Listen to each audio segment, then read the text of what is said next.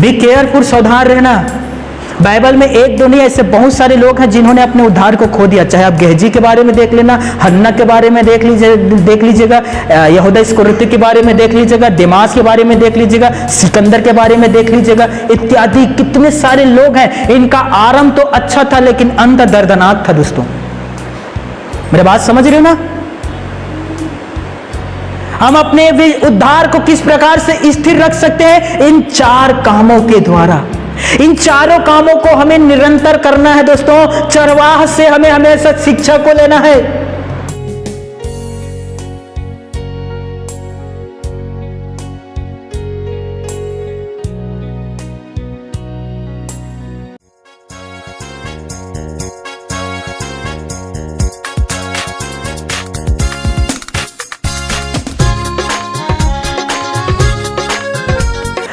मैं न्यूज देख रहा था और पूरे महाराष्ट्र में भाषा लैंग्वेज को लेकर बहुत ही ज़्यादा विवाद हो रहे हैं। और अन्य राज्य से जो महाराष्ट्र में काम करने के लिए गए हैं उनसे कह रहे हैं कि यदि आपको यहाँ रहना है तो आपको मराठी आना चाहिए, महाराष्ट्र की भाषा आना चाहिए, और आप महाराष्ट्र की भाषा बोलिए, नहीं तो फिर आप क्या कहते हैं, पुणे छोड़कर चले जाइए, यहाँ रहना तो बोलना पड़ेगा।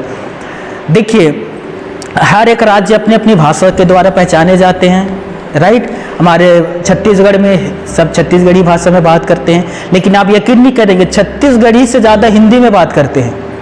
गांव के नॉर्मल व्यक्ति से भी आप बात करोगे ना तो पेवर शुद्ध और छत्तीसगढ़ी भाषा में बात नहीं करता, आधा से ज़्यादा उसका हिंदी शब्द रहता है। कोई है जो यहाँ पेवर शुद्ध छत्तीसगढ़ी में बात करने वाला? कोई भी नहीं है। हालेलुया।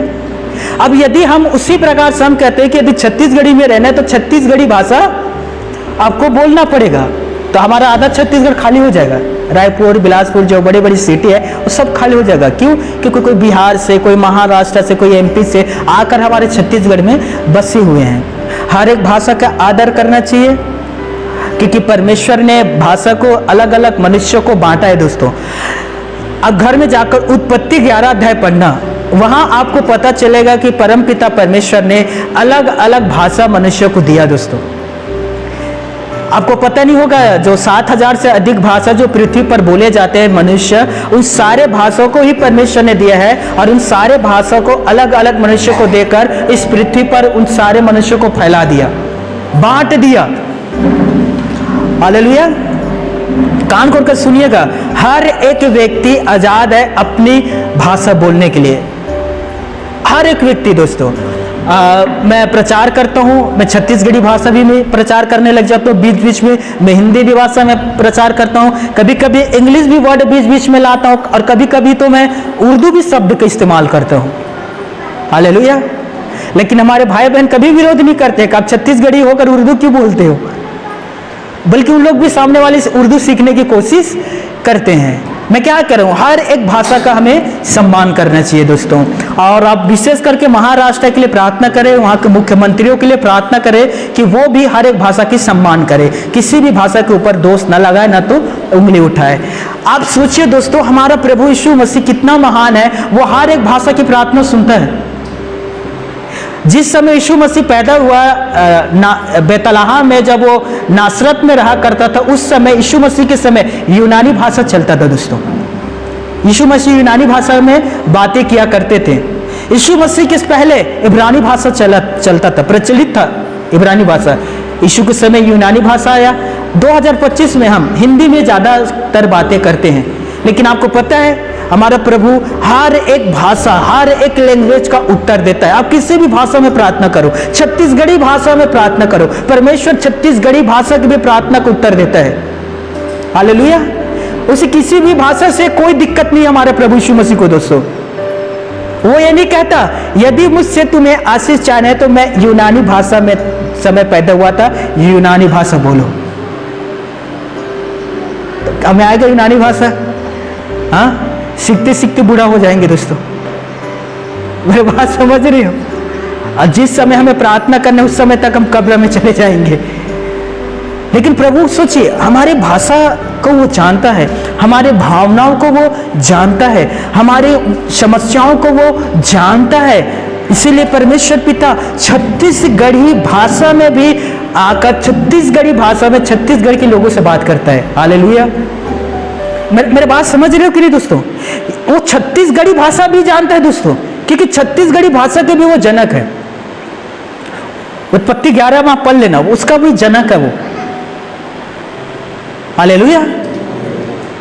इसीलिए मैं आप सभी से कहना चाहता हूं दोस्तों, किसी भी भाषा में हो आप प्रार्थना प्रभु से कर सकते, कोई शर्माने की बात नहीं है। कुछ हमारे भाई बहन कहते हैं हमला प्रार्थना करने नहीं आवे, कुछ कहते हैं हमला प्रार्थना नहीं आवेगा तो कैसे कर बोते हैं बता दे तुम कि तो हाँ मैं तो बतावत हो इसना ते प्रार्थना करवे। हे हमार दादा आते बहन लोग हंस रहे, इतना तो कह सकते हो कि नहीं, हे हमार दादा ते जो स्वर्गमा हावज तो नाम पवित्र माना जाए, तो इच्छा जैसे स्वर्ग में पूरा होते उसने पृथ्वी पर भी पूरा हुआ है। हमारा दिन भर की रोटी आज हमला दे देवे हैं। हालेलुया। तो प्रभु यीशु मसीह आकर के हाँ बेटी मैं आज तो दिन भर की रोटी तो दूँ मैं, चिंता मत कर मैं तो पास में हूँ। है हालेलुया। वो छत्तीसगढ़ी भाषा की भी प्रार्थना को उत्तर देता है दोस्तों। हमारा प्रभु महान है। तो मैं हर एक से कहना चाहता हूँ जिस भाषा में हो अब अपने घर में प्रार्थना करें, जिस भाषा में हो अब भवन में आकर प्रार्थना करें। प्रभु यीशु मसीह को भाषा से कोई दिक्कत नहीं है। हालेलुया। हमारा प्रभु तो इतना महान है दोस्तों, मन के उत्पन्न होने वाली भावनाओं की भी प्रार्थना को सुनता है। योना मछली के पेट में था फिर भी उसकी प्रार्थना को सुन लिया। हन्ना बुड़बुड़ाते हुए प्रार्थना कर रही थी फिर भी परमेश्वर उसकी प्रार्थना को सुन लिया। सोचिए उन प्रार्थना को जो हमारे होठों से बाहर नहीं जा रहा, हमारे मुंह से बाहर नहीं जा रहा, उन प्रार्थनाओं का भी उत्तर प्रभु यीशु मसीह हमें देता है। हालेलुया। तो आप कहीं भी जाते हैं, मैं जानता हूं आप सामाजिकवादी लोग हैं, समाज से जुड़े हुए हैं, छठी में जाना पड़ता है, शादी में जाना पड़ता है, मरनी में जाना पड़ता है, राइट, शादी के सालगिरह में जाना पड़ता है। तो अब जब भी कहीं भी जाते हैं वहाँ बहुत ज़्यादा शोर होता है। रात को भी सारे मेहमान एक रूम में सो रहते हैं, 10-20 लोग, वहाँ भी शोर होता है। वहाँ आप खुलकर प्रार्थना नहीं कर सकते, लेकिन वहाँ आप मन के द्वारा भी प्रार्थना कर सकते हैं। मेरी बात समझ रहे हो ना? जब मैं जेल में बंद था, लगभग 100 कैदी हम लोग थे दोस्तों, 170 कैदी। अब सोचिए उतने लोगों के बीच में अकेला कैसे प्रार्थना कर सकता? बहुत शोर होता था, टीवी चलता था वहाँ दोस्तों। तो मैं क्या करता था, अपना आंख बंद करता था और मन से मुंह में बुड़बुड़ाते बुड़बुड़ाते मैं प्रार्थना किया करता था। मेरे दाएं बाएं लोगों को पता नहीं चलता था मेरा प्रार्थना समाप्त है। हालेलुया। तो आप इस प्रकार से भी प्रार्थना कर सकते हैं। हालेलुया। और महाराष्ट्र के लिए प्रार्थना करें कि वहां के मुख्यमंत्री के जीवन बदले और हर एक भाषा की सम्मान करें। सब अपनी जगह में सही है दोस्तों। हालेलुया। आप सबको पता है कि पिछले रविवार को हमने पवित्र शास्त्र बाइबल से उद्धार के संबंध में हमने देखा था, और हमने देखा कि एक मनुष्य किस प्रकार से है जो इस पृथ्वी पर उद्धार को प्राप्त कर सकते हैं। अपने कर्म, योग्य अभ्यास या दान दक्षिणा देने से किसी भी मनुष्य का उद्धार इस पृथ्वी पर नहीं होता है। जो हमने पिछले रविवार को हमने देखा, आप में से बहुत सारे लोग पिछले रविवार को चर्च नहीं आए थे। आज वो वीडियो YouTube में अपलोड होगा, आप घर में जाकर आराम से देखना। यदि आप चाहते हैं कि इस जीवन में आपको उद्धार और मोक्ष मिले तो उस वीडियो को देखना। और उस वीडियो में मैंने बताया है कि एक मनुष्य उद्धार कैसे इस पृथ्वी पर प्राप्त कर सकते हैं। हालेलुया। बहुत सारे लोग सोचते हैं कि हमारे अच्छे कामों के द्वारा हम उद्धार प्राप्त कर लेंगे, जिसे भूखों को रोटी खिला देना, नंगे को कपड़ा बांट देना, बेघर को घर में लाना, तो इसके द्वारा आपको उद्धार नहीं मिलेगा। मत्ती 19 में एक व्यक्ति आकर कहता है, हे प्रभु मैं कौन सा भला काम करूं कि मैं उद्धार को प्राप्त कर लूं? मैं कौन कौन से अच्छा काम करूं कि मैं उद्धार को प्राप्त करूं? तो यीशु मसीह ने कहा भला काम तो एक ही है, भला काम एक ही है। तो मनुष्य कहता है हाँ मैं भला काम करता हूँ, खाना खिलाता हूँ भूखों को, हर एक भला काम करता हूँ, सामाजिक कार्यों में मैं योगदान देता हूँ, गांव में कुछ सामाजिक कार्य होता है उसमें योगदान देता हूँ, हर एक भला काम मैं करता हूँ, क्या मैं इसके द्वारा उद्धार पा सकता हूँ? यीशु मसीह ने कहा नहीं। यदि तो उद्धार पाना चाहता है तो तुझे परमेश्वर के आज्ञाओं का पालन करना पड़ेगा। और इस वचन को सुनकर वो व्यक्ति उदास हो गया और वो उदास होकर अपने घर लौट गया। मैं जानता हूं यहां हर एक व्यक्ति को उद्धार चाहिए परमपिता परमेश्वर से, लेकिन उद्धार पाने के लिए दोस्तों आपको परमेश्वर की आज्ञा का पालन करना पड़ेगा। आपको आज्ञाकारिता में अपने जीवन को बिताना पड़ेगा। और उद्धार को जब आप प्राप्त कर लेते हैं तो उद्धार प्राप्त करने के बाद 4 काम है जो आपको निरंतर करना पड़ेगा अपनी इस देह के द्वारा, अपनी जीवन के द्वारा। उद्धार पाने के बाद, नहीं तो बहुत सारे लोग हैं उद्धार पाने के बाद वो उद्धार को फिर से खो देता है। ध्यान से सुनिएगा, आप सबको पता है जो पुराने विश्वासी है, बहुत सारे लोग प्रभु के पास आए, चर्च में संगति किया, बपतिस्मा लिया, कुछ दिन प्रभु भोज भी किया, उसके बाद वो पुनः वापस संसार में खो गया। जहां से आए थे वहीं पुनः वो लोग लौट गए, अर्थात वे लोग अपने उद्धार को खो दिया। क्यों वो लोग उद्धार को खो दिया? क्यों? क्योंकि 4 काम हैं जो प्रभु यीशु मसीह ने हमें दिया है, और हर एक व्यक्ति जो उद्धार प्राप्त कर लेते हैं इन 4 कामों को आपको करना पड़ेगा दोस्तों, ताकि आपका उद्धार में आप जो प्राप्त किए उस उद्धार में आप स्थिर रह सके, डगमगाए नहीं और गिरे नहीं। मेरी बात समझ रहे हो? किन 4 कामों को हमें करना है? अब सभी निकालिएगा प्रेरितों की पुस्तक 2 अध्याय 41 और 42 पद। हाँ, सभी निकालिएगा प्रेरितों की पुस्तक 2 अध्याय। चलिए हम 37 से 42 तक पढ़ते हैं दोस्तों, क्योंकि पिछले रविवार हमने इन्हीं पदों को लेकर हमने मनन और चिंतन किए थे। 37, तब सुनने वालों के हृदय छिद गए और वे पतरस और शेष प्रेरितों से पूछने लगे, हे भाइयों, हम क्या करें? पतरस ने उनसे कहा, मन फिराओ और तुम में से हर एक अपने अपने पापों की क्षमा के लिए यीशु मसीह के नाम से बपतिस्मा ले, तो तुम पवित्र आत्मा के दान पाओगे। 39, क्योंकि यह प्रतिज्ञा तुम और तुम्हारे संतानों और उन सब दूर दूर के लोगों के लिए भी है जिनको प्रभु हमारा परमेश्वर अपने पास बुलाएगा। 40 पद, उसने बहुत और बातों से भी गवाही दे देकर समझाया कि अपने आप को इस टेढ़ी जाति से बचाओ। 41 पद, अतः जिन्होंने उसका वचन ग्रहण किया उन्होंने बपतिस्मा लिया, और उसी दिन 3000 मनुष्यों के लगभग उनमें मिल गए, और वो प्रेरितों से शिक्षा पाने और संगति रखने और रोटी तोड़ने और प्रार्थना करने में लोलिन रहे। पिता परमेश्वर अपने पढ़े गए वचन पर हम सभी को आशीष दे। हालेलुया। 42 पद में लिखा है, आध्यात्मिक स्तर में बढ़ने के लिए 4 स्तंभ फाउंडेशन है जिसे हमें मानना पड़ेगा। कान खोलकर सुनिएगा, हर एक जन जो उद्धार पा चुके हैं और जो उद्धार नहीं पाए हैं, आपको समझना होगा कि उद्धार केवल प्रभु यीशु मसीह के ही द्वारा मिलेगा आपको। क्यों मैं ये बातों को कह रहा हूं? क्योंकि यीशु ही मसीह है जो आपके गुनाहों के लिए, आपके कुकर्म के लिए, आपके अपराधों के लिए क्रूस में अपने आप को कुर्बान कर दिया है। क्योंकि बाइबल कहता है बिना लहू बहाए किसी भी मनुष्य के पाप क्षमा नहीं हो सकता है। जिस दिन आपने पाप किया, जिस दिन आपने गंदा विचार किया, जिस दिन आपने गंदे अश्लील फोटो और वीडियो को देखा, उसी दिन आपके ऊपर मृत्यु का दंड लग गया दोस्तों। उसी दिन आपके ऊपर अनंत नरक का दंड आपके ऊपर लग गया था। इसीलिए कि मनुष्य नरक में ना जाए, इसीलिए कि मनुष्य के देह नरक में जाके जले ना, इसीलिए यीशु मसीह ने अपने लहू को वो बहाया दोस्तों, ताकि वो आपको छुड़ा ले आपके गुनाहों से, आपको छुड़ा ले आपको पापों से। यीशु के अलावा कोई भी नहीं है जो मनुष्यों के लिए अपने लहू को बहाया हो, पापी मनुष्यों के लिए अपने आप को कुर्बान कर दिया हो। केवल प्रभु यीशु मसीह है जिसने आपके लिए अपने लहू को बहाया है। आज हम देखेंगे कि एक उद्धार पाए हुए विश्वासी उस उद्धार में कैसे अपने जीवन को स्थिर रख सकते हैं। और ये 4 फाउंडेशन स्तंभ है दोस्तों जो पवित्र शास्त्र में लिखा है, और इन 4 कामों को आपको करना है। फर्स्ट, पहला, चरवाह से शिक्षा पाना है। चरवाह का अर्थ होता है सेवक। आगे जाकर हम पसबान भी शब्द का इस्तेमाल करेंगे। पसबान का भी अर्थ होता है सेवक, जिसे आप पास्टर भी कहते हैं। पहला क्या है? चरवाहा से शिक्षा। दूसरा क्या है? संगति रखना। तीसरा रोटी तोड़ना।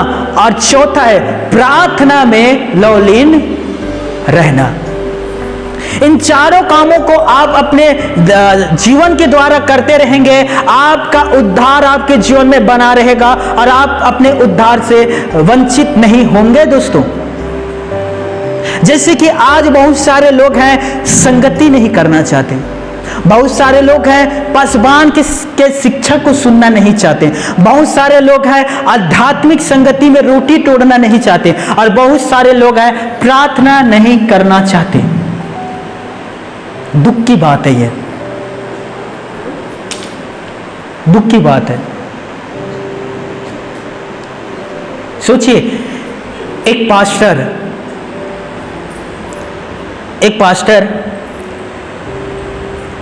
एक विश्वासी ने एक पास्टर को अपने घर में भोजन के लिए बुलाया। अच्छा रईस घर था दोस्तों। वो पास्टर उनके घर गया भोजन करने के लिए। लोग बहुत खुश थे क्योंकि पास्टर उसके घर आया था। शानदार भोजन तैयार था दोस्तों। उन लोग प्रार्थना किए, भोजन ग्रहण किया, जिन्होंने बुलाया था उनके लिए प्रार्थना किया, उन्हें आशीर्वाद दिया और आशीर्वाद देकर पास्टर चला गया। पति पत्नी उनके बच्चे वहीं बैठे हुए थे। उनकी वाइफ जब बर्तन को इकट्ठा कर रहा था तब उन्हें पता चलता है कि एक सोने का चम्मच नहीं है, टेबल से गायब है सोने का चम्मच। अब वो लोग इधर उधर बहुत ढूंढा, मिला नहीं। अब धीरे धीरे पति पत्नी रात को सोचने लग गए वो सोने का जो चम्मच था वो कहाँ गया, और पास्टर के अलावा कोई भी हमारे घर में नहीं आया है। और वो लोग आपस में बात कर रहे थे क्या पास्टर से पूछना चाहिए कहीं उन्हें बुरा ना लगे। तो पत्नी कहता हमने सोचा नहीं था कि पास्टर हमारे साथ ऐसा करेगा, मुझे निश्चित लगता है कि उसी ने सोने का जो चम्मच उसे लेकर चला गया है। वो चर्च आया करता था, चर्च में बैठा करता था और वे लोग बात करते थे नजरिया को उनके ऊपर रखकर। हमने सोचा नहीं था कि पास्टर हमारे साथ ऐसा करेगा। और वे पति पत्नी आपस में बात करके ये निर्णय लेने लग गए कि हम अब उस चर्च को छोड़ देंगे और किसी अन्य चर्च में हम लोग जाकर संगति करेंगे। मीटिंग समाप्त हुआ दोस्तों। मीटिंग खत्म होने के बाद आखिरी में पति पत्नी आकर पास्टर से कहते हैं पास्टर जी हम आपसे एक सवाल पूछना चाहते हैं, आप प्लीज बुरा मत मानना। पास्टर ने कहा ठीक है पूछिए। आप हमारे घर खाना खाने के लिए आए थे, उस दिन से हमारे यहाँ के सोने का जो चम्मच था वो गायब है, कहीं आपने तो गलती से नहीं ले आए हैं? तब वो पास्टर कहता है क्या आपने अपने बाइबल खोलकर देखा? मैं सोने के जो चम्मच था मैंने आपके बाइबल में रख दिया था। अरे इतना दिनों तक आपने बाइबल नहीं पढ़ा है? कितना दुख की बात है कि तुम बाइबल नहीं पढ़ते हो। बाइबल खोलकर देखना आपका सोने के चांदी की चम्मच उसी में है। वो इसीलिए उस चम्मच को उसमें रख दिया था दोस्तों, देखना चाहता था क्या सच में वो लोग बाइबल पढ़ते हैं। लेकिन रिजल्ट क्या आया? बाइबल नहीं पढ़ते हैं। मैं एक घर गया था, वहां 4-5-7 दिन रुका मैं। बाइबल उस व्यक्ति का कूलर के ऊपर पड़ा हुआ था और 6-7 दिन तक पड़ा हुआ था। वो एक दिन भी उस हमारी चर्च के विश्वासी है खोलकर उसे नहीं देखा था, वहीं पड़ा हुआ था वो। बी केयरफुल, सावधान रहना। बाइबल में एक दो नहीं ऐसे बहुत सारे लोग हैं जिन्होंने अपने उद्धार को खो दिया। चाहे आप गेहजी के बारे में देख लेना, हन्ना के बारे में देख लीजिएगा, यहूदा इस्करियोती के बारे में देख लीजिएगा, दिमास के बारे में देख लीजिएगा, सिकंदर के बारे में देख लीजिएगा, इत्यादि कितने सारे लोग हैं। इनका आरंभ तो अच्छा था लेकिन अंत दर्दनाक था दोस्तों। मेरी बात समझ रहे हो ना? हम अपने उद्धार को किस प्रकार से स्थिर रख सकते हैं? इन 4 कामों के द्वारा। इन चारों कामों को हमें निरंतर करना है दोस्तों। चरवाह से हमें हमेशा शिक्षा को लेना है। चरवाहा के प्रचार को हमें बड़े ध्यान से सुनना है। और उसके प्रचार को सुनकर हमें अपने अंदर झांक कर देखना है, यस हमारे अंदर में इन चीजों की कमी है, तो हमारे पास्टर उस वचनों के द्वारा, प्रभु के वचनों के द्वारा हमसे बात कर रहा है, हमें उन चीजों को बदलना होगा अपने अंदर से। दूसरा होता है निरंतर हमें सत्संग में रहकर संगति करना होगा। तीसरा होता है निरंतर आध्यात्मिक रोटी को तोड़ना होगा, अर्थात प्रभु भोज। और चौथा होता है प्रार्थना में एकजुट होकर लौलीन होना होगा। एक प्रार्थना ग्रुप को शैतान कभी तोड़ नहीं सकता, मसीह एकता को शैतान कभी तोड़ नहीं सकता। वो एक व्यक्ति के पीछे रहता है जो उस ग्रुप में नहीं है, उस संगति में नहीं है, और उस एक व्यक्ति को बड़े आसानी से बर्बाद कर सकता है। हालेलुया। कान खोलकर सुनिएगा मेरे भाई और मेरे बहनों, चरवाहा से शिक्षा पाना, पहला हम देखेंगे चरवाहा से शिक्षा पाना। आदि से पिता परमेश्वर अपने नबी और दासों के द्वारा अपने संतानों को मार्गदर्शन करते हुए आ रहे हैं। इब्रानियों पहला अध्याय पहला पद, वहां लिखा है दोस्तों, पूर्व युग में परमेश्वर ने बाप दादों के द्वारा, भविष्यद्वक्ताओं के द्वारा अपने लोगों से बात करते हुए आया है। मूसा को देख लीजिए, परमेश्वर ने मूसा को चुना और मूसा से कहा मेरे बच्चों को जो मिस्र में गुलामी की जिंदगी जी रहे बाहर निकाल ले आ। मूसा ने क्या किया? बाहर निकाल ले आया। और मूसा के ही द्वारा परमेश्वर पिता लगभग 20 लाख इजराइल के लोगों से बात किया करता था, मूसा के द्वारा। जब मूसा का मृत्यु हुआ तब परमेश्वर ने यहोशू को खड़ा किया और यहोशू के द्वारा वो 20 लाख लोगों से बातचीत किया करता था। अर्थात मूसा, यहोशू ये चरवाहा था दोस्तों, और ये लोग इजराइलियों को, भेड़ों को चराया करता था। कान खोलकर सुनिएगा। उसके बाद यहोशू के बाद गिदोन आया, उसके बाद सुलेमान के बाद हेजकेल, इर्मिया, योना, और इस प्रकार से परमेश्वर अपने चरवाहों के द्वारा अपने लोगों से बातचीत करके उन्हें संभालता था। हालेलुया। आज भी परमपिता परमेश्वर अपने लोगों के द्वारा बातचीत करते हैं। पहला थिस्सलुनीकियों 5वें अध्याय 19 और 20 आयत, यदि तुम भविष्यवाणी को सुनो तो भविष्यवाणी को तुच्छ ना जानना। यदि तुम मेरे वचनों को सुनो तो मेरे वचनों को तुच्छ ना जानना। यूहन्ना 5:24, मेरे भेजने वालों के वचन को सुनकर तुच्छ ना जानना। परमपिता परमेश्वर कहता है बार बार, मेरे भेजे हुए दासों के वचन को व्यर्थ जाने मत देना। और यदि वो भविष्यवाणी करे तो भविष्यवाणी को व्यर्थ जाने ना देना, क्योंकि वो मेरा ही वचन को वो अपने मुंह के द्वारा आपको बता रहा है। किसके वचन को? परमेश्वर के वचन को। हालेलुया। सोचिए, आज भविष्यवाणी हो रहा है, सुनो परमेश्वर कहता है ऐसा आपके जीवन पर होने वाला है। हमारी बहन कहते टारगा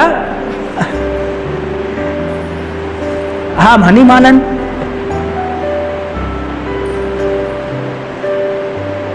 क्या कर दिया? भविष्यवाणी को ठुकरा दिया। मैंने एक दिन प्रचार किया और कहा कि झूठ बोलने वाले तमाम शैतान की ओर से होते हैं। यूहन्ना 8:44 मैंने कोट करके बताया भी। तो एक भाई कहता आज के दिन में कौन झूठ नहीं बोलेगा? अरे झूठ बोले बिना तो काम नहीं होता, झूठ बोले बिना तो झगड़ा भी शांत नहीं होता, और बिना झूठ बोले किसी भी प्रकार के हम काम नहीं कर सकते। झूठ ना बोले ऐसा हो नहीं सकता। तो मैंने कहा तू तो शैतान से पैदा हुआ था, तो झूठ बोलेगा ही ना। हमें शैतान बोले, मैं नहीं कह रहा हूं, हे सांपों और शैतानों के बच्चों। कौन कहता है? प्रभु यीशु मसीह। भले मनुष्य के मन के भंडार से क्या बातें आते हैं? भली बातें। बुरे मनुष्य के मन के भंडार से झूठी और बुरी बातें। हे सांपों और करेतों के बच्चों। कहां लिखा भैया? मत्ती 12:34, 35, 36 पढ़ लेना। हालेलुया। दो तरह के लोग होते हैं, एक गलती करता है भूल से, भूल से उससे गलती हो जाता है, ना चाहते हुए भी वो उसके मुंह से नेगेटिव शब्द एक आंख निकल जाता है, उसे पश्चाताप करता है, अरे हे परमेश्वर मेरे साथ ऐसा क्यों हुआ, मैं माफी मांगता हूं। वो भूल से हुआ है। और दूसरा होता है जानबूझकर गलती, गुनाह करने वाला। और जानबूझकर गलती करने के बाद वो कहता है सब तो करता है, ये भी करता है, वो भी करता है, मैंने भी किया। भूल से हुआ गलती परमेश्वर माफ कर देगा। जानबूझकर किया हो गलती के लिए मैं कहना चाहता हूं जो उसने बोया है उसे वो काटेगा। मैं नहीं जानता सप्ताह, महीना, 2 साल, मैं नहीं जानता, लेकिन उसे उस चीजों को काटना पड़ेगा। हालेलुया, मेरी बात समझ रहे हो? तो परमपिता परमेश्वर अपने दासों और अपने नबियों के द्वारा अपने बच्चों से हमेशा बात करते हुए आ रहा है। दोस्तों, आज जो मैं आपके सामने प्रचार कर रहा हूं, इस प्रचार को तैयार करने में याद रखना पवित्र आत्मा का बहुत बड़ा योगदान है। और यह ना समझना है कि हम प्रचारक जो प्रचार करते कहीं से भी कुछ उठा कर ले आते, नहीं। हम प्रार्थना करते हैं प्रचार करने से पहले, वचन जब तैयार कर लेते हैं तब इस वचनों को हम मनन करते हैं। हम इन वचनों को प्रभु के सामने रखते हैं, प्रभु से पूछते हैं प्रभु क्या आप ये प्रचार करने के लिए तैयार है? प्रभु कहता है यस, तब हम इन्हें आपके सामने प्रचार करते हैं। दोस्तों, तो ये ना समझना कि हमारे मन की उपज है जो हम आपके सामने रख रहे हैं, नहीं, ये प्रभु के वचन है जिसे हम आपके सामने रख रहे हैं। और आप इसे किस प्रकार से लेते हैं, जिस प्रकार से आप लेंगे उसी प्रकार से आप आशीष को पाएंगे। और यदि आप ठुकरा देते हैं तो आप ठोकर के कारण बनोगे। Hallelujah, hallelujah. बाइबल क्या कहता है, जब मूसा को परमेश्वर ने चुना, बहुत सारे लोगों ने उसके ऊपर पथराव करना चाहा, और जितने लोगों ने पथराव करना चाहा परमेश्वर ने उन सभी को अलग कर दिया मूसा से, और उन सबका नष्ट हो गया। दोस्तों, बाइबल में पढ़ लेना, गिनती 16 अध्याय पढ़ लेना। 300 लोग लगभग मूसा के खिलाफ हो गए और कहा क्या परमेश्वर ने तुझे चुना है? परमेश्वर ने हमें भी चुना है। क्या परमेश्वर तुझसे भी बात करता है? देख, परमेश्वर हमसे भी बात करते हैं। और 300 लोग अलग हो गए। गिनती 16 अध्याय पढ़ना। और बाइबल कहता है कि पृथ्वी ने अपना मुंह खोला और वो 300 लोग जीवित अधलोक में चले गए। 300 लोग, मैन ऑफ गॉड, परमेश्वर का चुना हुआ अभिषेक, उसके खिलाफ कभी भी कुछ मत बोला करे। दोस्तों, सुने कि परमेश्वर के दास आज हमारे लिए किन धन्य वचनों को लेकर आ रहे हैं। हालेलुया। अब निकालिएगा यिर्मयाह 3:15। यिर्मयाह 3:15। हम लोग पहला शिक्षा देख रहे हैं, पहला स्टेप, चरवाहा से शिक्षा पाना। यिर्मयाह 3:15 कोई एक पढ़ेगा? मैं तुम्हें अपने मन के अनुकूल चरवाहे दूंगा जो ज्ञान और बुद्धि से तुम्हें चराएंगे। बाइबल कहता है मैं तुम्हें तुम्हारे मन के अनुकूल चरवाहा दूंगा जो तुम्हें ज्ञान और बुद्धि से चराएगा। किसके अनुकूल? आपके अनुकूल।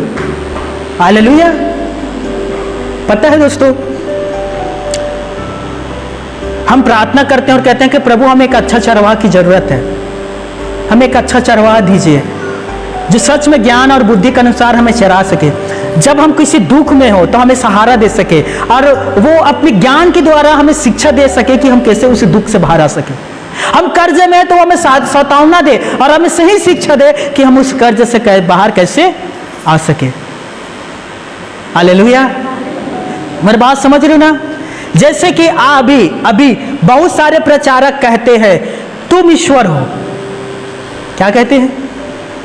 तुम ईश्वर हो। और सामने सारे लोग कहते हैं यस हम ईश्वर है।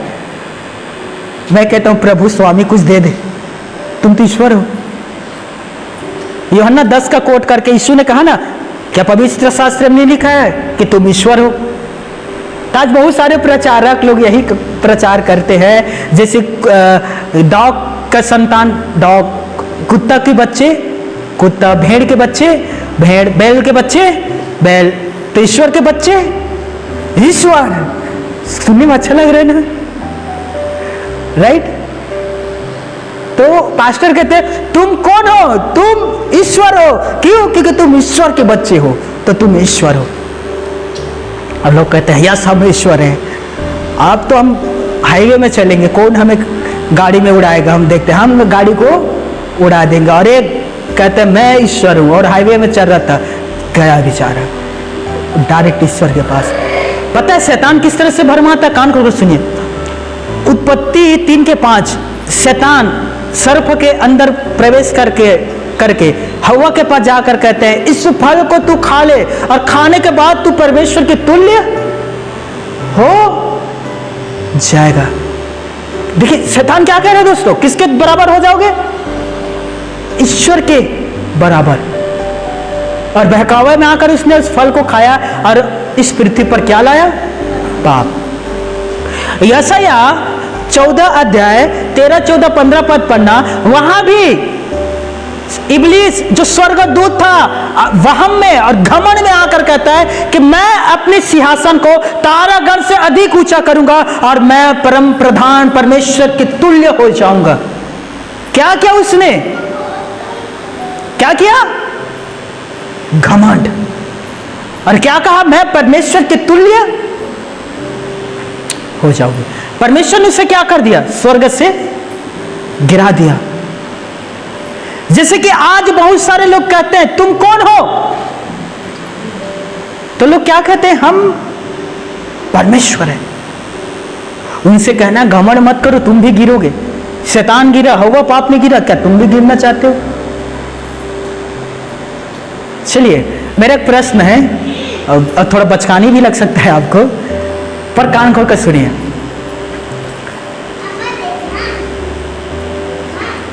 मेरे गांव में एक कथावाचक आया था, मेरे गांव की सच्ची बात है, और उसने कहा एक ही नर है, एक ही नर है, बाकी सब नारी है। ये सच्ची बात है और पुरुष लोग भी ताली बजा रहे थे। मैंने कहा तू नारी है कि नर है?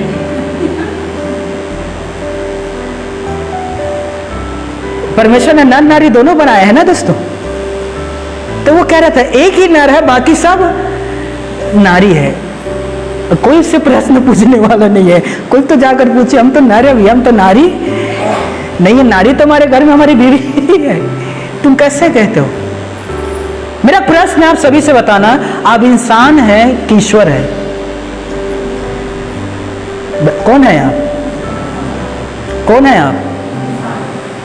कोई भी सवाल पूछेगा बोल देगा मैं इंसान हूं। तुम पास्टरों से, उन पास्टरों के पास जाकर पूछना, फिर तुम कैसे कहते हो कि तुम ईश्वर हो?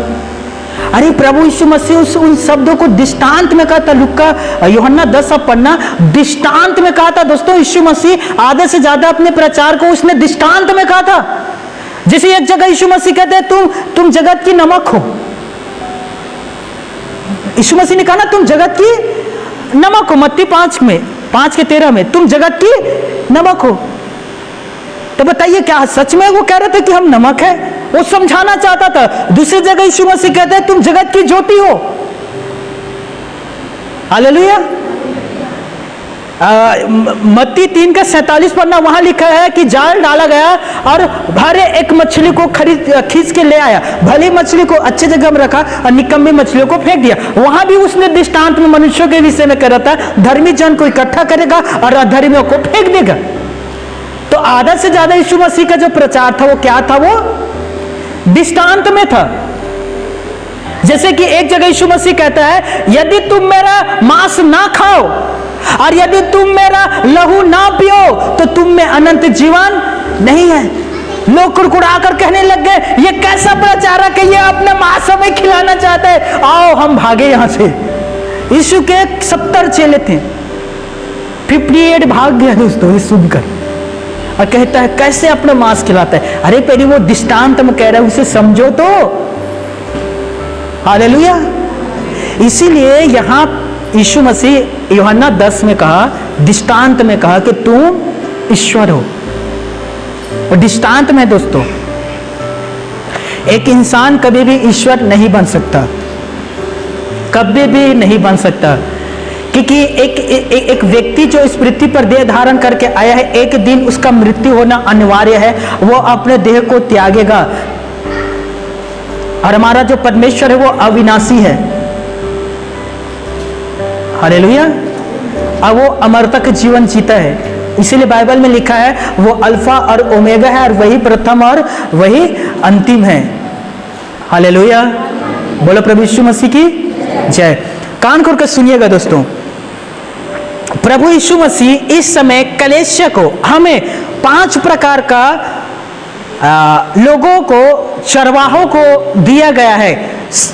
इफिसियों के पत्री 4 अध्याय 11वें आयत, किसी को प्रेरित नियुक्त करके, किसी को भविष्यद्वक्ता नियुक्त करके, किसी को सुसमाचार सुनाने वाला नियुक्त करके, और किसी को उपदेशक और रखवाले नियुक्त करके कलीसिया को दे दिया है। और इस 5 प्रकार के सेवक है जो आज कलीसिया में कार्यरत है, और इन 5 प्रकार की मिनिस्ट्री को आज आप पृथ्वी पर देख सकते हैं दोस्तों। हालेलुया, कितने प्रकार के हैं? 5 प्रकार के, 5 प्रकार के। इसीलिए आज आप कलीसिया में उपदेशक, प्रेरित, सुसमाचार सुनाने वाले, भविष्यद्वक्ता, इन प्रकार के अलग अलग सेवकों को आप देख सकते हैं। लेकिन सभी सेवकों का एक ही मकसद है, खुदा की देह उन्नति करें। दूसरा, मत्ती रचित सुसमाचार 9 अध्याय और उसके हम 36 से 38 तक जब हम पढ़ते हैं तो वहां लिखा है, जब यीशु मसीह भीड़ को देखा तो भीड़ को देखकर उस पर तरस खाया और कहा, हाँ, इनका कोई चरवाहा और रखवाला नहीं है। कैसे लोग थे वो लोग दोस्तों, जिनका कोई भी चरवाहा नहीं था। और बिना चरवाहा का भेड़ का क्या हाल होगा दोस्तों? फाड़ डालेंगे उन्हें भेड़ियों के द्वारा, लोमड़ियों के द्वारा। जब हमारा कोई चरवाहा नहीं था, मेरा भी नहीं था, मैं संसार में था दोस्तों, और मैं संसारिक व्यक्तियों के जैसे जीवनों को बिताता था। कान को सुनिए, हर एक प्रकार के नशा और हर एक प्रकार की बुरी संगतियों में मैं जीवन को बिताया करता था, और शैतान मुझे फाड़ डाला था। क्यों? क्योंकि मेरा कोई चरवाहा नहीं था, कोई रखवाला नहीं था दोस्तों। मैं अपनी मन मर्जी से काम किया करता था, जो विचार में आता था मैं उन्हीं कामों को किया करता था। कोई रोकने वाला नहीं और कोई टोकने वाला नहीं था मेरा। और इसके चलते शैतान ने मुझे बुरी तरीके से बर्बाद कर दिया था। और उन्हीं बातों को यीशु मसीह कहता है, भीड़ों को देखकर, इनका कोई भी चरवाह नहीं है। अर्थात यीशु मसीह कहता है कि हर एक व्यक्ति का एक चरवाह का होना अनिवार्य है दोस्तों। इसलिए यूहन्ना रचित सुसमाचार 21 अध्याय 15 से 17 में यीशु मसीह कहता है पतरस से, सिमोन से, हे सिमोन, मेरी भेड़ों को चरा और मेरी भेड़ों की रखवाली कर। हालेलुया, कान खोलकर अब सुनिएगा। पतरस से कहता है, ये मेरी भेड़ें हैं और इन भेड़ों को मैं तुझे देता हूं, इन्हें तू चराना और इनकी तू रखवाली करना, ये तेरे हाथ में है। और पतरस ने बखूबी उनकी देखभाल किया दोस्तों। मेरे प्यारे भाइयों और मेरे बहनों, यदि आप किसी भी प्रकार की समस्याओं में हैं या किसी भी समस्याओं से आप जूझते हैं, तो आप अपने चरवाहा के पास आए और ईमानदारी से उन्हें खोलकर उन बातों को बताएं, ताकि वो आपको पवित्र शास्त्र बाइबल के अनुसार सही शिक्षा देकर आपके लिए प्रार्थना करके आपको बता सके कि आप इसमें से कैसे निकलोगे। आज भी मैं अपने आत्मिक पिताजी डैनियल से कुछ भी होता है मैं उससे विचार विमर्श करता हूं। आज भी मैं उससे बात करता हूं और आज भी मैं उससे सलाह लेता हूं। क्यों सलाह लेता हूं? क्योंकि लगभग 50 सालों से वो प्रभु की सेवा कर रहे हैं। Hallelujah, hallelujah. कान खोल कर सुनिए दोस्तों, जब आप किसी दिक्कत या समस्या में होते हैं, बड़ी ईमानदारी से ये खुलकर बात करिए। किसी भी गुनाहों और किसी भी अपराधों को छिपाए नहीं, खुलकर उन्हें रखें, ताकि आपको वो शिक्षा दे सके और आपके लिए प्रार्थना करके आपको उस समस्या से बाहर निकाल सके। Hallelujah, hallelujah. कलीसिया के लिए प्रार्थना करने वाले पासबान उस व्यक्ति के समान है दोस्तों, जो उसकी ओर से शैतान से लड़ाई करता है। शैतान हमें छूता नहीं दोस्तों, क्योंकि वो जानता है कि हम पावरफुल हैं। तो क्या करेगा? चरवाह को नहीं छुएगा, तो भेड़ों को परेशान करने लग जाते हैं, भेड़ों के ऊपर अटैक करने लग जाते हैं। तो जब किसी के ऊपर अटैक होता है तो पासबान चरवाहा प्रार्थना करके शैतान से उसके ओर से लड़ता है। मेरी बात समझ रहे हो ना? और ना केवल सिर्फ उसकी ओर से लड़ता है बल्कि उस व्यक्ति को जय भी दिलाता है। और जब तक वो व्यक्ति जय ना पाले तब तक शैतान से वो फाइट, युद्ध, मल्लयुद्ध करते रहता है। कितने लोग चाहते हैं कि सच में हमारे समस्या से हम छुटकारा पाए? हाथ उठाइएगा। मैं जानता हूं हर एक के जीवन पर कुछ ना कुछ समस्या है दोस्तों। कान खोल कर सुनिएगा। कभी भी थोड़ा भी कुछ भी प्रॉब्लम को छिपाइए ना दोस्तों। यदि आप डॉक्टर के पास जाते हैं तो आप खुलकर डॉक्टर से बात करते हैं, लगभग 3 दिन से मुझे बुखार आ रहा है, जुकाम भी है, मुंह में कड़वापन आ गया है, मैं अच्छे से खा नहीं पा रहा हूँ, उल्टी जैसे मुझे महसूस होता है, रात को सोने की कोशिश करता हूँ, मुझे नींद भी नहीं आता है। फिर डॉक्टर समझ जाता है इसका मेन समस्या क्या है। वो इंजेक्शन देगा, मेडिसिन देगा। हालेलुया। लेकिन हमारे पास आने वाले खुलकर हमें बात नहीं बताते। हमारे पास आने वाले खुलकर अपनी समस्याओं को नहीं रखते। एक बार तो एक कलाकार आया, छत्तीसगढ़ की कलाकार था वो, मैं घर में था, वो आकर कहता है मैंने सुना है कि आप प्रार्थना करते हो। मैंने कहा यस, सही सुना है आप, ये देखो मेरी हाथ, अब मेरे हाथ देखकर बताओ मुझे क्या समस्या है। ये रहा मेरा हाथ, देखकर बताइए मुझे क्या समस्या है। मैंने कहा आपकी समस्या क्या, आप तो हमें बताइए। नहीं आप बताओ ना क्या समस्या है। मैंने कहा तेरे हाथ में किनारी है, तेरे पेट में बीमारी है। मेरे भाई और बहनों, यदि आप सच में उन तमाम समस्याओं से बाहर निकलना चाहते हैं, देखिए हर एक समस्या के पीछे बीपी, शुगर, बवासीर, थायराइड, निमोनिया, कैंसर, HIV इत्यादि, हर एक के पीछे कोई ना कोई वजह होता है दोस्तों। आपके खेत में आप किसान हैं, बीज बोते हैं, फसल उगता है, उस फसल में कीड़े आते हैं, किसी वजह से आते हैं। आप अधिक यूरिया डालोगे, मीठा पान के कारण वहां कीड़े आएंगे, कीड़े आ जाते हैं। मेरी बात समझ रहे हो? मेरी बात समझ रहे हो?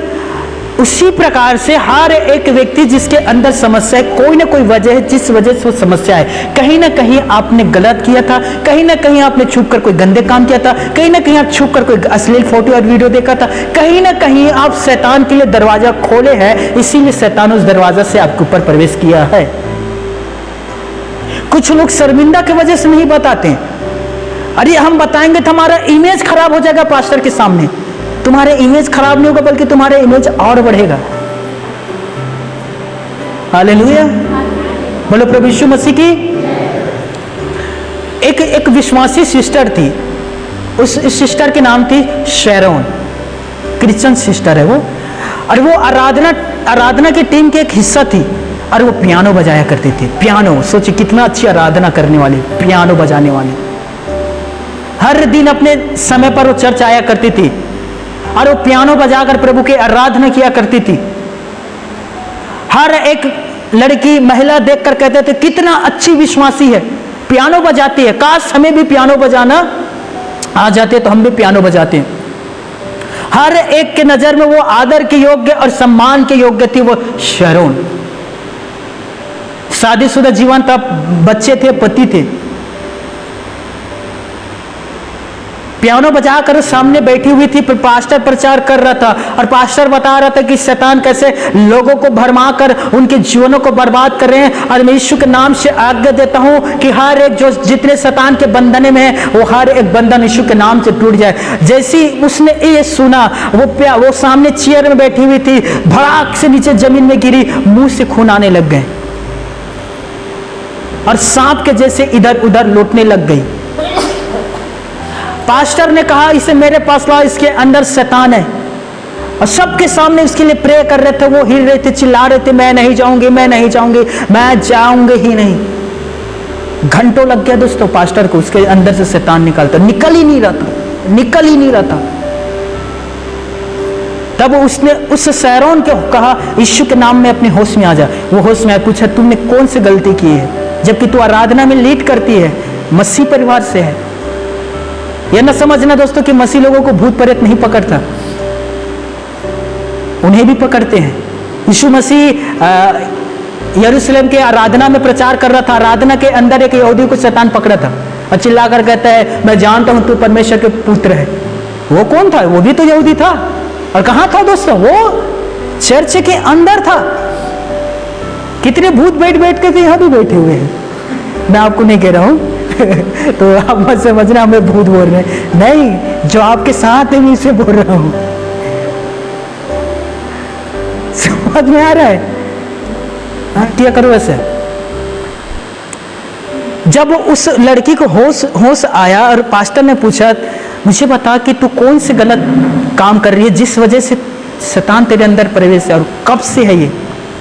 वो बता नहीं रही थी, शर्मिंदा के वजह से बता नहीं रही थी। फिर पास्टर प्रार्थना किया और पवित्र आत्मा ने कहा, इसके पर्स को देख। महिला के पर्स होते हैं ना, पर्स को खोला गया, पर्स से एक लव लेटर निकला। सच्ची बात है दोस्तों, डेरेक प्रिंस की पुस्तक में पढ़ रहा हूं, उसमें लिखा है। और वो एक लव लेटर निकला जो उसका खुद का देवर का था और उनके बीच संबंध था। इसीलिए से शैतान उसे पकड़ रहे थे। पवित्र आत्मा ने कहा, इस लेटर को फाड़ और उसे अंगीकार करवा। और जैसे इस लेटर को फाड़ा गया, उसे अंगीकार करवाया गया, पश्चाताप करवाया गया, उसके अंदर से शैतान चला गया। पास्टर ने प्रार्थना नहीं किया, केवल अंगीकार करवाया, शैतान चला गया। शैतान ने क्या कहा? मैं आया नहीं हूं, इसने खुद मुझे बुलाया है। मेरी बात समझ रहे हो? इसने खुद मुझे बुलाया है, इसीलिए मैं इसके पास आया हूं। और उस जरिए को जिस वजह से शैतान आता था, वो लव लेटर फाड़ा, शैतान भाग गया। मैं क्या करूं? हर एक प्रार्थना करो, बातों को मत छुपाओ। याकूब की पुस्तक 5वें अध्याय 14, 15, 16 आयत में लिखा है, हर एक अपने एक दूसरे के सामने अपने अपने अपराधों को मान लो। हर एक दूसरे के सामने अपने अपने अपराधों को मान लो, एक दूसरे के लिए प्रार्थना करो और तुम चंगे हो जाओगे। हालेलुया। एक दूसरे के सामने अपराधों को मानो ना दोस्तों। एक पास्टर हर एक के गोपनीय बातों को वो छिपा कर रखता है, प्रकट नहीं करता, याद रख लीजिए। हालेलुया। वो शरोन उसके अंदर से डीमन छोड़कर चला गया, वो आजाद हो गई। और उसे क्या करना चाहिए था? फिर से पुनः आकर अच्छी से आराधना और करना चाहिए था, आत्मिक स्तर में उसे और बढ़ना चाहिए था। लेकिन उसने भवन आना ही बंद कर दिया। सोचिए, भवन आना ही छोड़ दिया वो।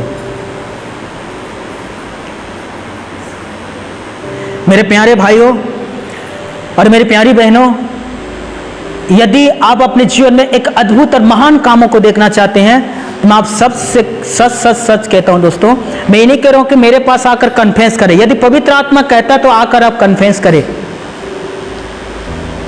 अंगीकार करें, पश्चाताप कर सकते हैं। अब मैं भी जी चर्च गया था, मैं भी आत्मिक पिता के सामने मैंने कन्फेंस किया था अपने हर एक पापों के लिए। और मैं उस समय रो रहा था, मैं अपने आप से भी घृणा करता था और मैं कहता था किसी भी अच्छा के योग्य मैं नहीं हूं, मैं बुरा हूं। मैं अपने आप से घृणा करता था। सोचिए, तो मैं कहता था मुझसे प्रेम कौन करेगा? उसने मुझे सतावना दिया, दिलासा दिया, प्रार्थना किया, तब जाकर मैं उन सभी चीजों से बाहर निकल आया दोस्तों। हालेलुया। इसीलिए मैं आप सभी से कहना चाहता हूं, छिपाइए नहीं। छिपाने से आपके यहां नहीं होगा, क्योंकि शैतान प्रकट रूप सामने में आकर आपके से लड़ाई नहीं करता, वो पीठ पीछे आकर आपसे लड़ाई करते हैं। यीशु ने क्या कहा? चोर कहां से आता है? दरवाजा फांद कर आता है, दीवार फांद कर आता है ना। चोर कि सीधा दरवाजा सामने खोल कर आता है? नहीं आता सामने से, पीछे से आता है वो। हालेलुया। इसीलिए मैं आप सबसे कहना चाहता हूं, मेरे प्यारे भाइयों और मेरे बहनों, आप प्रभु पर भरोसा करें, सब कुछ खोलकर उसके सामने रखें, पश्चाताप करें। आपके अंदर से वो सारा गिल्टी, आपके अंदर का वो सारा नफरत, आपके अंदर को सारा ईगो, घमंड, नफरत को रख दीजिए उसके सामने में। जब सब बाहर हो जाएगा तब दया, नम्रता, कोमल, प्रेम, सहनशीलता, ये सब आपके अंदर आने लग जाएगा। हालेलुया। और ये कब होगा दोस्तों? जब आप सब कुछ को प्रभु के सामने रख दोगे। प्रार्थना करके हर एक चीज को रखें उसके सामने। और आप अकेले में नहीं कर पाते तो परमेश्वर ने हर एक अपनी कलीसिया के लिए एक अगुवा को रखा है, एक पसबान को रखा है, जिसे फादर भी कहते हैं, पास्टर भी कहते हैं, उसने इसीलिए उसे रखा है दोस्तों। हालेलुया। यूहन्ना रचित सुसमाचार 20 अध्याय में एक जगह लिखा है, और वो कहते हैं अपने चेलों से, जिसका पाप तुम क्षमा करोगे उसका पाप क्षमा हो जाएगा, और जिसका तुम बचा कर रखोगे उसका बचा भी रहेगा। देखो मैं तुम्हें पवित्र आत्मा से भरता हूं, यूहन्ना 20 में कहा यीशु ने दोस्तों। व्यवस्था विवरण 12 अध्याय 19 आयत को एक पढ़िएगा, पुराने नियम व्यवस्था विवरण 12 अध्याय 19 आयत।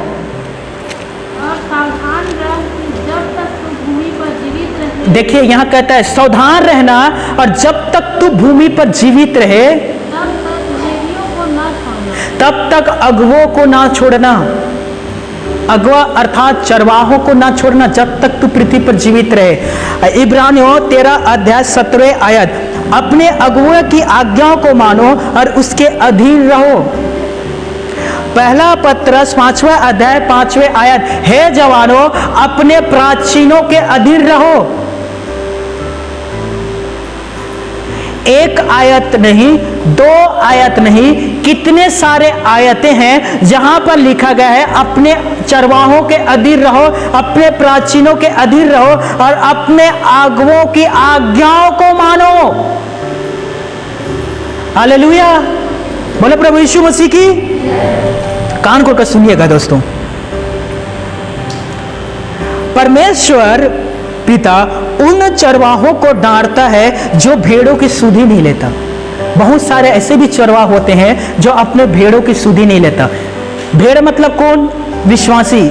चरवाहा मतलब कौन? पास्टर। याद रखना ना। तो बहुत सारे ऐसे भी पास्टर होते हैं जो अपनी भेड़ों की सुधि नहीं लेता। बीमार आज पड़े रही, हमला क्या करना, समझ पड़े रही ते गलती करे हो तभे तोर पर आए हुए, मतलब भूत दिखाई देते ते डरपोक हते, विश्वास नहीं करे चेखरे से ते भूत दिखाई देते। मैं गड्ढम गिर गया तो जानबूझ कर फिसल के गिरे ते गिरे रही, हम तोला नहीं निकालन। हर बातों का उल्टा जवाब देंगे। बात नहीं मानते फुट जाओ यहां से, फुटो फुटो, आना नहीं है यहां। ऐसे चरवाहों को परमेश्वर डांटता है, खरा खोटी सुनाता है। इर्मिया की पुस्तक 23 अध्याय 1 से लेकर 4 तक हम पढ़ेंगे, सभी निकालिए। इर्मिया 23 अध्याय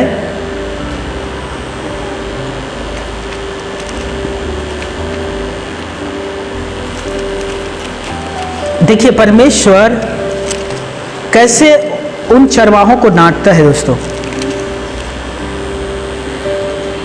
23 अध्याय 1 आयत से हम 4 तक देखेंगे। यहां लिखा है,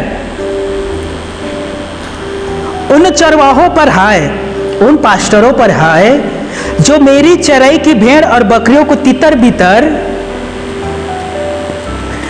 बितर करते और उनका नाश करते हैं। यहोवा यह कहता है। इसीलिए इजराइल का परमेश्वर यहोवा अपनी प्रजा के चरवाहों से यह कहता है, तुमने मेरी भेड़ बकरियों की सुधि नहीं ली, वरन उनको तितर बितर किया और जबरन निकाल दिया है। इस कारण यहोवा की यह वाणी है कि मैं तुम्हारे बुरे कामों का दंड दूंगा।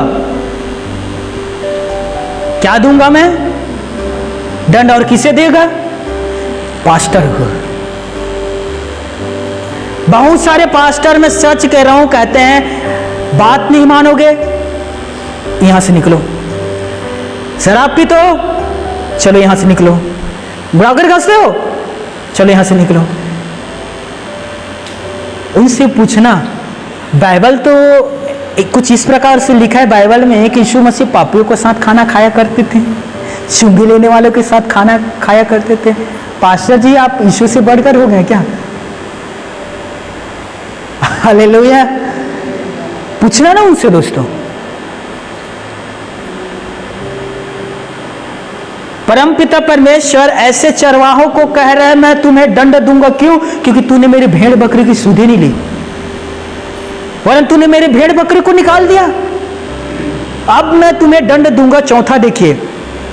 3, तब मेरी भेड़ बकरियों जो बची है उनको मैं उन देशों में से जिनमें मैंने उन्हें जबरन भेज दिया, स्वयं उन्हें लौटा लाकर उन्हीं की भेड़शाला में इकट्ठा करूंगा और वे फिर फूले और फलेंगे।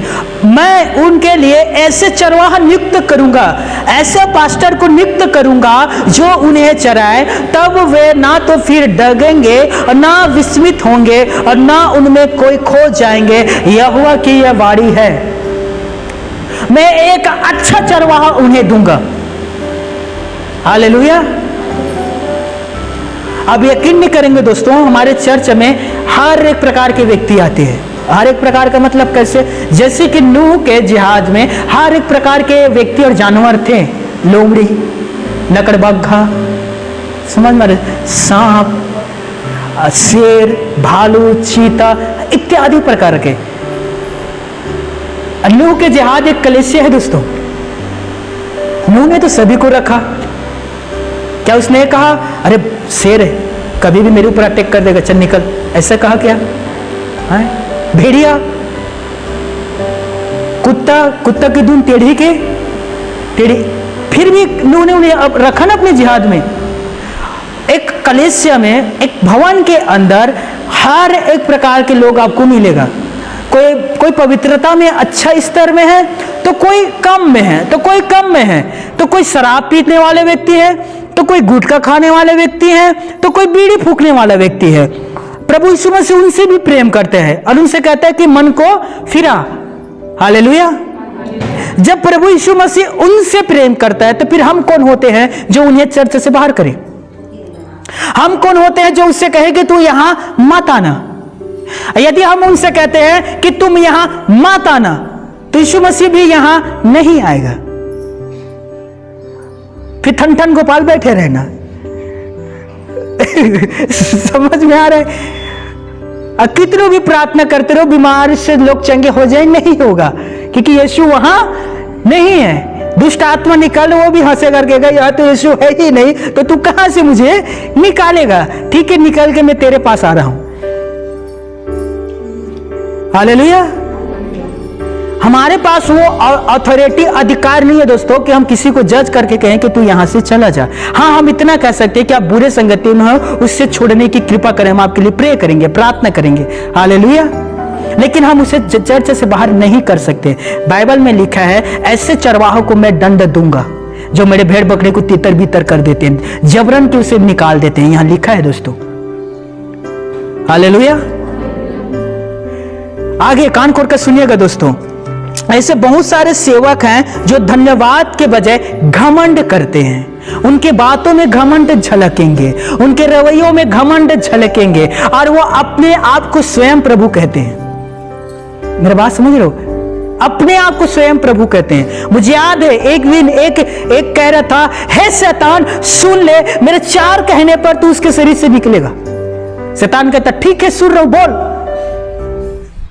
तब वो कहता है 1 2 3 और 4 निकल। तो फिर शैतान कहता है 5 6 7 और 8 मैं नहीं निकलूंगा।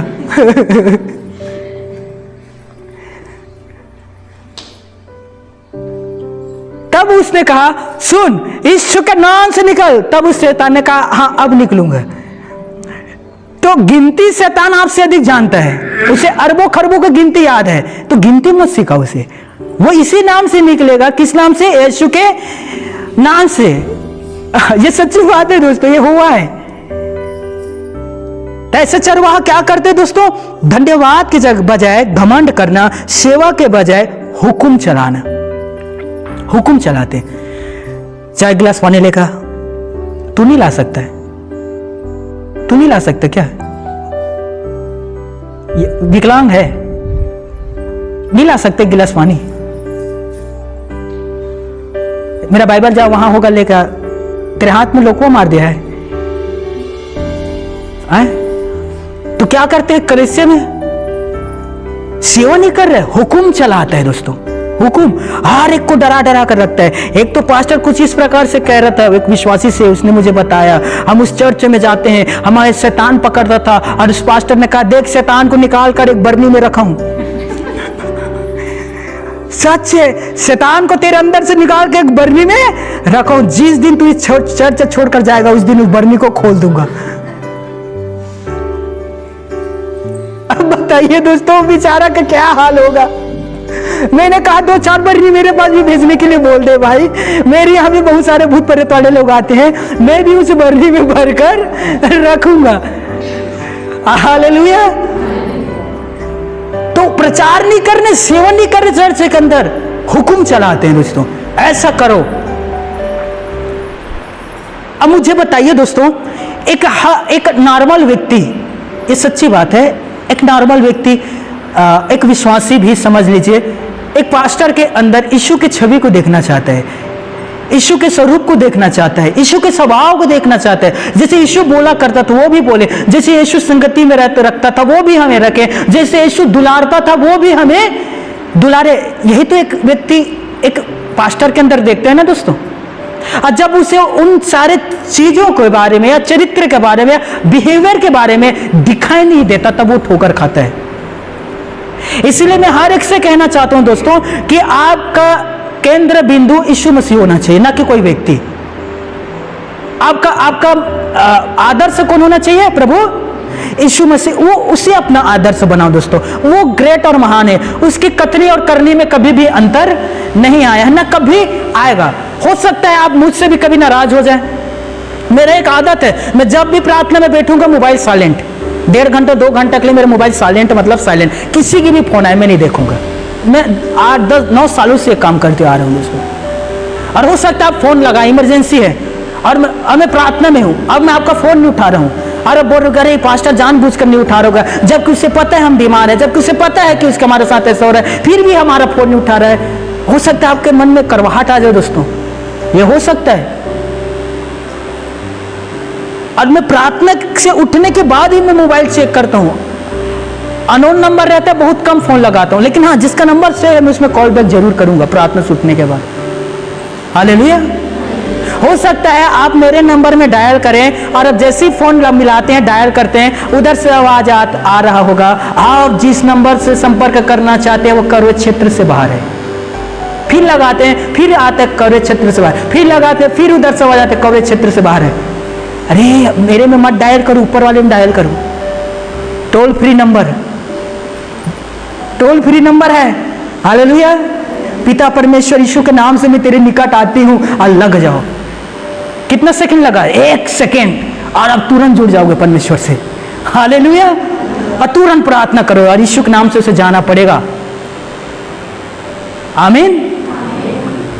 कान खोलकर सुनिए दोस्तों, ऐसे सेवक हैं जो धन्यवाद के बजाय घमंड करते हैं, सेवा के बजाय हुक्म चलाते हैं, कलीसिया के बारे में कम सोचते हैं और अपनी भलाई के विषय में ज्यादा सोचते हैं। उत्साह के बदले में वो उदासीन में रहते हैं और विश्वास के बजाय निराशा में रहते हैं, हमेशा डिप्रेशन। कोई पास्टर जी जय मसीह की। हाँ जय मसीह की। क्या हुआ पास्टर जी? तोला का करना निकल। मैं देखा हूं उत्साह में नहीं रहते हैं, उदास रहते हैं और अपने उदासपन से सारे भेड़ों को भी उदास कर देते हैं। सारे भेड़े वैसे मुरझा रहते हैं। कैसे? कहाँ हो गए? हमारे पास्टर उदास है, तो उदासी की बीमारी अमूमन हो गई। पास्टर जब हंसी तो अमूमन हंसबो। अजीब है, ये समझ नहीं आता।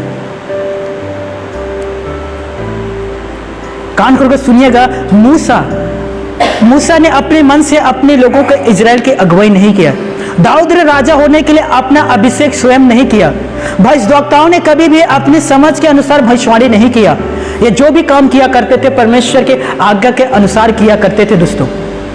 एक अच्छा चरवा वही है दोस्तों जो अपने भेड़ और बकरियों की सुधि लेते हैं। एक अच्छा चरवा अपने चोट लगी हुई भेड़ों को अपने खांधे पर उठाकर लाठी और सोंटों के द्वारा वो उसे चलाते हैं। हालेलुया। कान खोलकर सुनिएगा। लेकिन चरवाहा उसी लाठी का इस्तेमाल भटके हुए भेड़ों को वापस चरागाह में लाने के लिए भी करता है। हालेलुया। यदि कभी चरवाहा पास्टर आपको डांटे आपकी बुराई के खातिर, आपको डांटते आपकी बुरे संगति के खातिर, आपको डांटते आपके बुरे हैबिट के खातिर, तो वो आपके भलाई के लिए डांट रहे दोस्तों। हालेलुया। नीति वचन क्या कहता है? जो घाव दोस्त के हाथ से लगे वो विश्वास योग्य है, लेकिन बैरी बहुत अधिक चुम्बन करता है। नीति वचन में लिखा है 27:6 में। लेकिन जो घाव यदि दोस्त के हाथ से लग रहा है उस घाव को स्वीकार करो। लेकिन बैरी क्या करता है? बहुत अधिक चुम्बन करता है।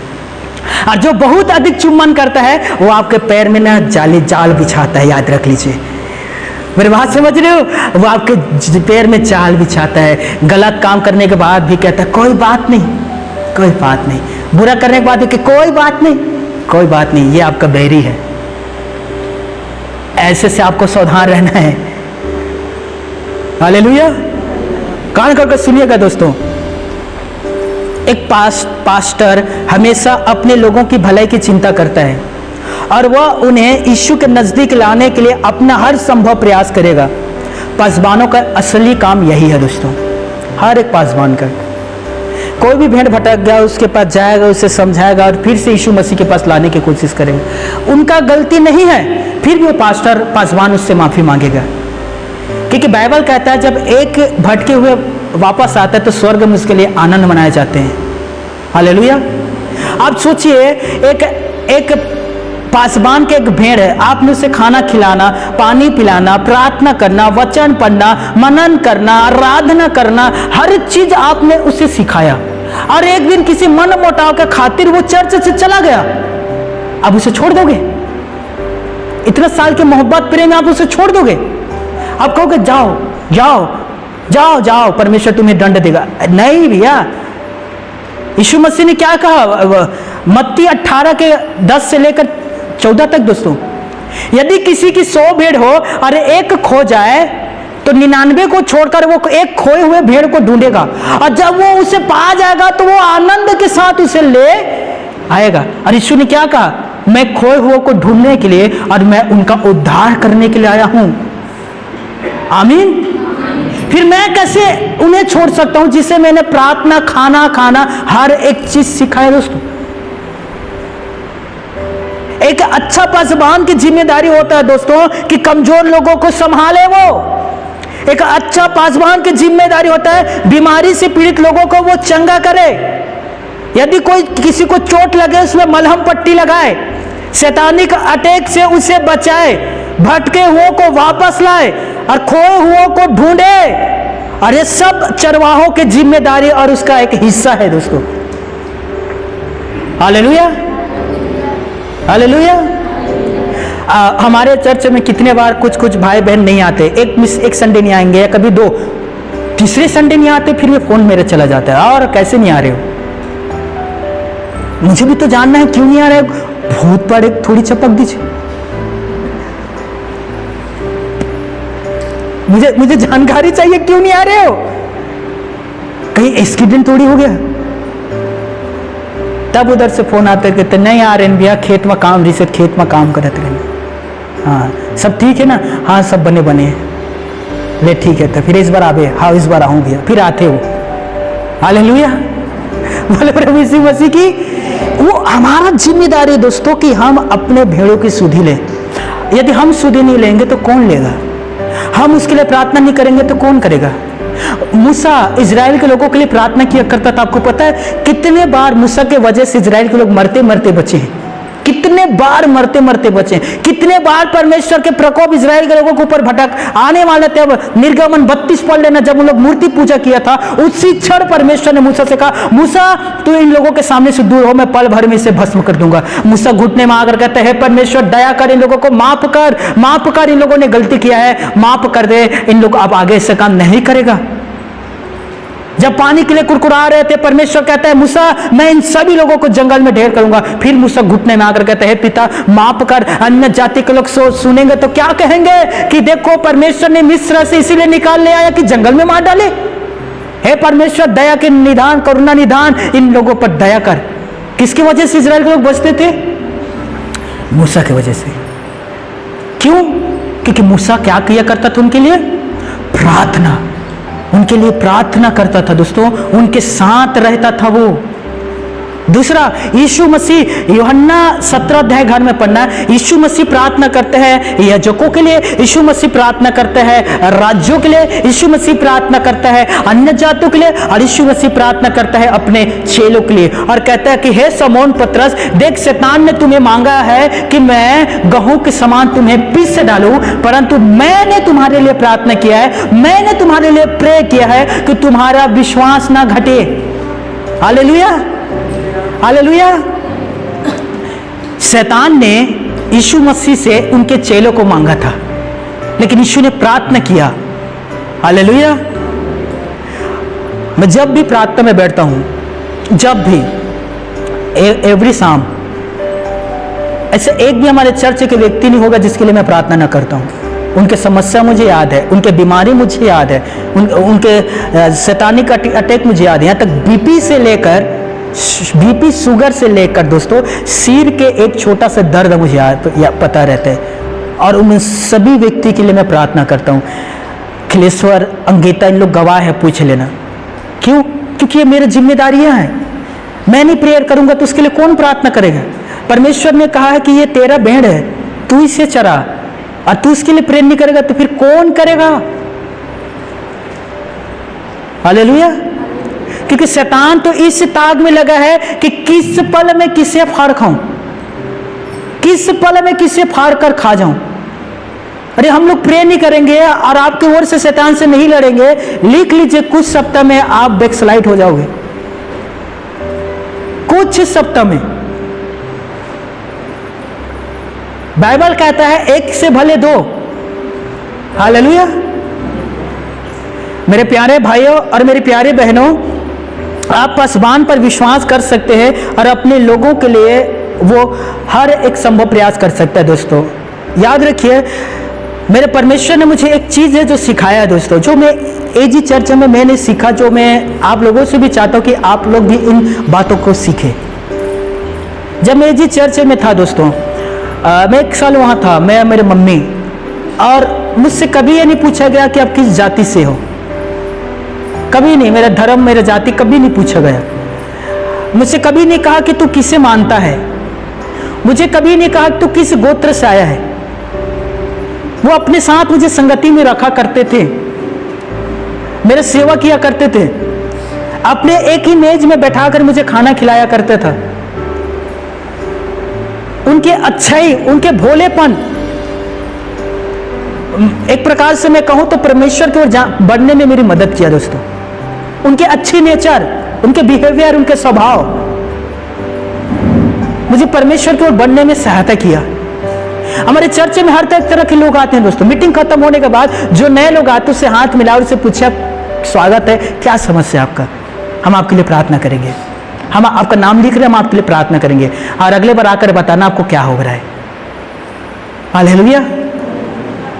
कोई नया आ रहा है, उससे पूछे आपके क्या नाम है, कहाँ से, वेलकम, आपका स्वागत है, क्या समस्या है, हम आपके लिए प्रार्थना करेंगे, कहते हुए सर। मीटिंग खत्म हुआ, विश्वासी विश्वासी से बात कर रहे, बहन बहन से, भाई भाई से। नए लोग आते हैं, वो कहता है हम ये कहाँ आ गए भैया, बेगाना साहब शादी में अब्दुल्ला दीवाना जैसे लग रहा है, ये कहाँ आ गए भैया, हम तो यहाँ अनजाने लोग जैसे हमें लग रहा है। अरे इन्हीं लोगों को देखना, शराब पीने के लिए जाते हैं, वहां चिल्लाते रहते, आधा आधा आधा आधा आधा आधा, 50-50, आधा आधा आधा आधा आधा, 10 लोग वहां आधा आधा आधा 50, उन लोग 10 वहां जैसे जाएंगे, किसी को नहीं पहचानते, 10 लोग उनका मित्र बन जाएंगे। गांजा फूकने वाले को देखना, 2 लोग पी रहे हैं, 10 मिनट के बाद 20 लोग आकर फूकने लग जाते हैं, तुरंत दोस्त बन जाते हैं। और यहां कोई नए लोग आते हैं, बेचारा शर्मिंदा होकर जाते होंगे। ऐसा मत किया करो, उसके नाम लिखो, उससे पूछिए, उसके लिए प्रार्थना करें। हालेलुया। आपकी अच्छी नेचर, आपकी अच्छा स्वभाव प्रभु में बनने में सहायता करते हैं। मैंने ये बात सीखा है दोस्तों। तो अब मैं सभी से कहना चाहता हूं, ये 4 उद्धार का स्टेप है जो आपको निरंतर करना है दोस्तों, जिसमें से मैंने एक बताया हूं अभी, चरवाहों से शिक्षा पाना। हमेशा अपनी चरवाहों से शिक्षा पाए। खूब बाइबल पढ़े, समझ में नहीं आ रहा है, चरवाहों से पूछे। हालेलुया। उसके भी बताने से आपको अच्छा क्या कहें, उसके बताने से भी आपको संतुष्टि नहीं मिल रहा है, फिर पवित्र आत्मा से पूछिए, वो आपको बताएगा। हालेलुया।